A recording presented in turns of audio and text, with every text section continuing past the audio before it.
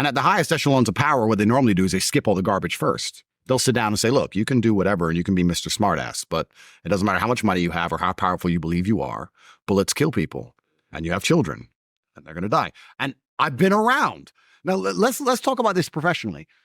If I know drug gangs who do that over control of a street corner, you're telling me they're not going to do that for control of the largest economies on the planet? You're telling me there's not going to be a single conversation about the fact that your children are walking the street for the largest economies on the planet? It's a very scary world these men live in. And I feel like they've had to do a deal with certain interests to survive, unfortunately. And it kind of feels that way, and it's scary. And then you end up looking at your own position, and you're like, okay, well, I do run my mouth a lot.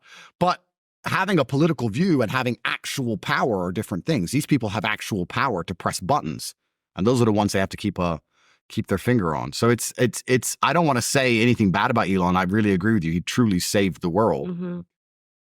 But it's just a hypocrisy in so many people's views. You know, I talk to people and they're anti, let's say the UK right now, where they're locking down everybody for telling the truth about the immigration. And they understand that the native people of the UK want to keep their country British and they want to protect it. And they completely understand that. But then they're against Gaza. And I'm like, to me, you either believe in people's ancestral right to their homeland and to defend it, or you don't. But people seem to always have this hypocrisy on certain issues. It's very interesting. Well, that's psychology too, and I spoke of that on my show, and obviously I've earned the full ire of the mainstream media, and I don't care, because for me, and that offer was there. I mean, it was very clear to me that this is the one issue, if you don't talk about, well, you can maintain a comfortable life for you and your kids. But I just didn't like how many times I kept finding in the history of Israel and in the president of Israel defense for pedophiles. It just didn't work for me. Like, you know, that Zionists were so hardcore about Israel, were defending pedophilia, and I pressed an accidental button when I started speaking about Sigmund Freud.